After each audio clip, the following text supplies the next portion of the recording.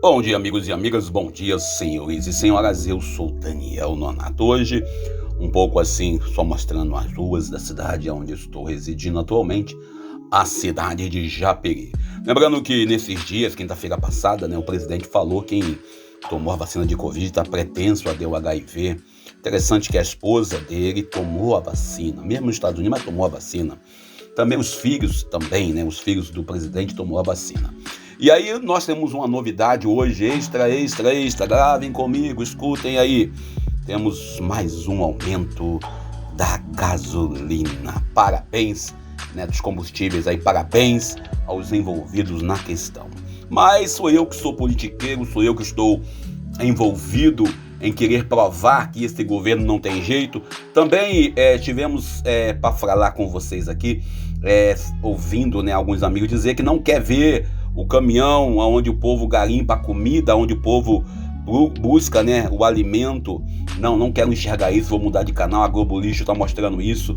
Não sei para que está mostrando isso, Bom, é o que está acontecendo em nossas lives, em nossas realidades diversas. Live é vida. Ao vivo aí, em nossas ruas, em nossas cidades, o povo procurando comida até no lixo. Mas aí diz que a culpa é do Fique em Casa. Não, a culpa não é do Fique em Casa. A culpa certamente é de uma política suja, genocida e covarde nas três esferas do poder. Eu não vou dizer que a culpa é só do presidente, do governo federal. A culpa também é da Câmara dos Deputados, do Senado Federal e até mesmo do STF. Sem esquecer de culpar os governadores com as suas respectivas câmaras e também os prefeitos. Sem contar o empresário, o dono de gado de gente, os que acham que são patrões, ou melhor, os patrões da vida, que demitiram e demitem usando a pandemia como uma desculpa para fazer a maldade. Eu conheço aí um montão de vão ter que mandar embora para poder economizar, porque seu salário não dava para pagar. Meu caso foi parecido com isso, E aí no final faz um bocado de coisa que não tem nada a ver. Mas isso aí não é problema meu. Na verdade, o patrão, quando quer demitir, ele demite e ninguém pode reclamar, porque o emprego é dele, a rua é nossa, como diz a velha frase aí, dita por muitos colegas de trabalho, muitos colegas nas empresas que eu passei trabalhando. Mas olhando para a realidade, sem esquecer de olhar a realidade, no domingo passado estivemos nós com a Pastoral da Juventude no DNJ, Dia Nacional da Juventude. A Pastoral da Juventude, que foi uma das animadoras, criadoras do DNJ, o Dia Nacional da Juventude, sendo um projeto, o DNJ, a intenção era essa, sendo um dia de festa e alegria para celebrar a alegria de ser jovem. Mas sem esquecer que também era uma data forte para que o jovem pudesse firmar as suas lutas, que eram direito ao estudo, direito ao trabalho, ao primeiro emprego, e na década de 90, sem esquecer o Voto a 16, que também foi uma das bandeiras da Pastoral da Juventude. Eu, que cheguei na Pastoral da Juventude há mais ou menos 27 anos atrás, já não sou mais jovem, graças a Deus, então vocês calculem a minha idade por aí, tá? E aí atuei, fui parte da Pastoral da Juventude durante esse período em que eu estive como igreja católica, até meus 20 e poucos anos, fui parte de grupo jovem.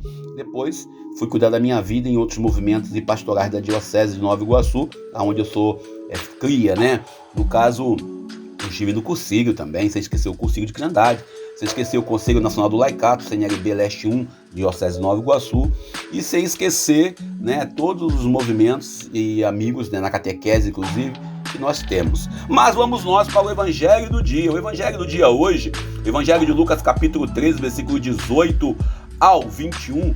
Lembrando que nós estamos lendo o livro de Lucas no meio de semana e no final de semana estamos lendo até dezembro, até final de novembro, lendo o Evangelho de Marcos.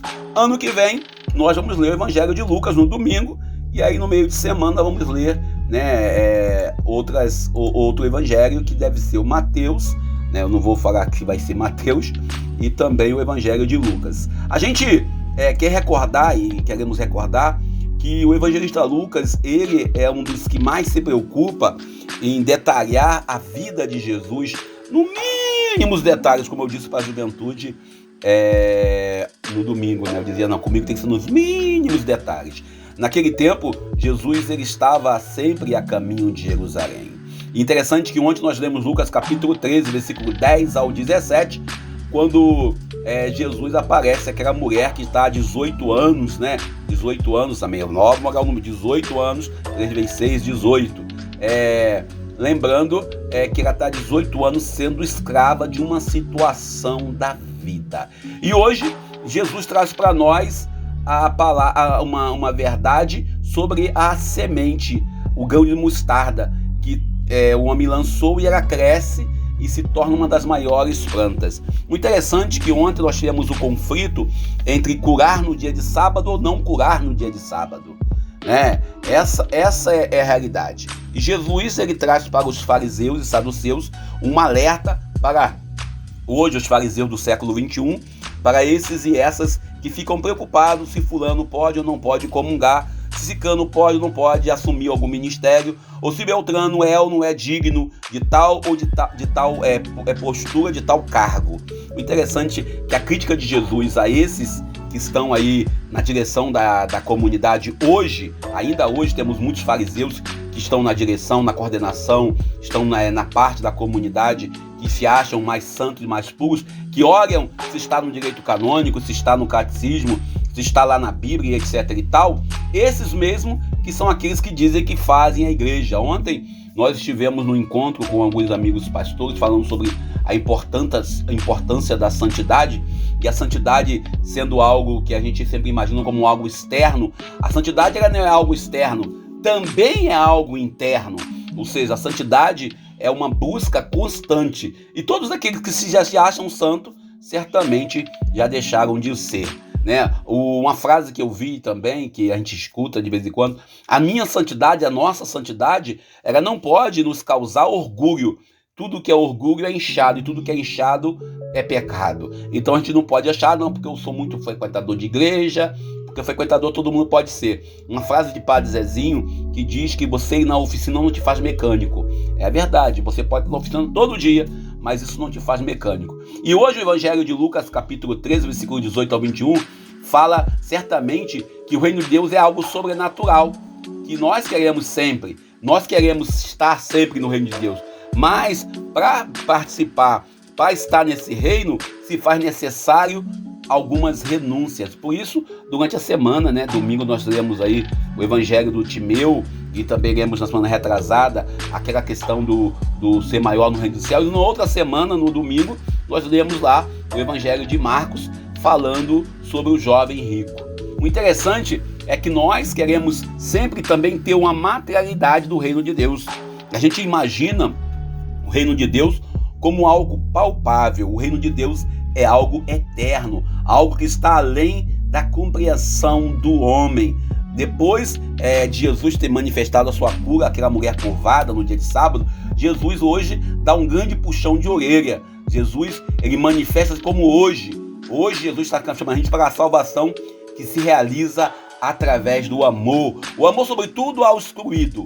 O reino de Deus está no meio de nós, ou seja, a famosa frase usada como marketing político de um certo candidato à presidência da República, até hoje usado para poder angariar votos, é a frase famosa: Deus acima de todos, Deus acima de tudo, Deus está no meio de nós. As duas parábolas de que nós estamos falando sobre a semente, ela tem uma característica de dizer que o reino de Deus, não diz o império de Deus, não diz o grande, e nós observamos bem que algumas igrejas fazem questão de usar o termo universal, inclusive a igreja romana, o termo como é que é? Tem uma frase que eu ouvi de um piadista, que eu não vou citar aqui por questão de ética, mas o nações, Nós queremos usar o reino de Deus.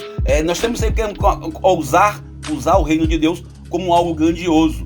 Interessante que Jesus, quando faz a narração dessa semente, Jesus traz para nós uma realidade. Ou seja, Deus, o reino dele, é algo muito simples de ser compreendido. Mas nós queremos certamente algo assim grandioso. Algo assim que causa pirotecnia. Assim mesmo, a palavra é essa, pirotecnia.